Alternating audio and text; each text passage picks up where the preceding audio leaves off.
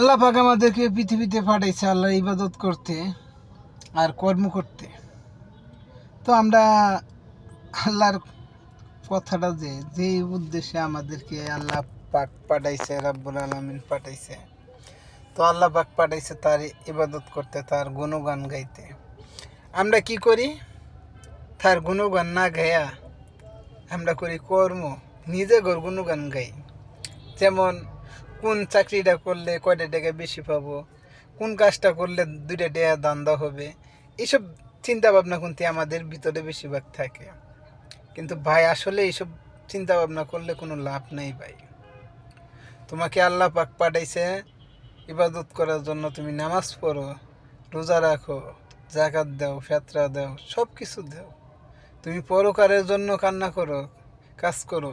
পরকারের জন্য তো তোমার কিছু নিয়ে যাইতে হবে। এই দুনিয়া না, আরও দুনিয়া আছে রে ভাই। চোখ বন্ধ করে দেখো, কি দেখতে পাও? চোখ বন্ধ করে দেখো, অন্ধকার আর অন্ধকার। ওই অন্ধকারে আলোর জন্য তোমার কিছু করে নিয়ে যাইতে হবে দুনিয়া থেকে।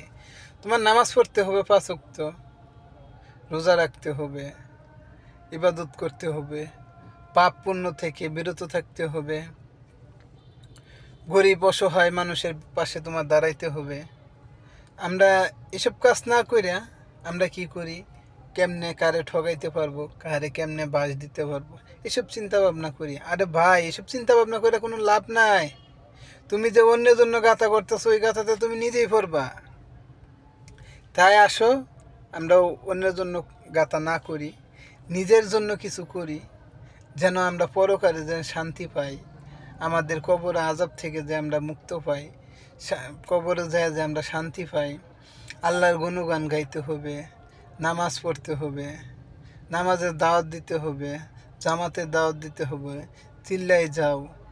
এইভাবে কাজ কাম করো, ইনশাল্লাহ তুমি খুব সুন্দর একটা কর্মফল তুমি নিয়ে যাইতে পারবা কবরে।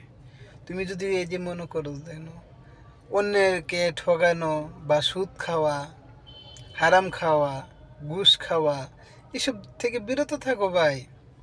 তোমার বেতন যা, তুমি তাই নিয়ে শুকরিয়া আদায় করো আল্লাহর কাছে বলো শুকুর আলহামদুলিল্লাহ।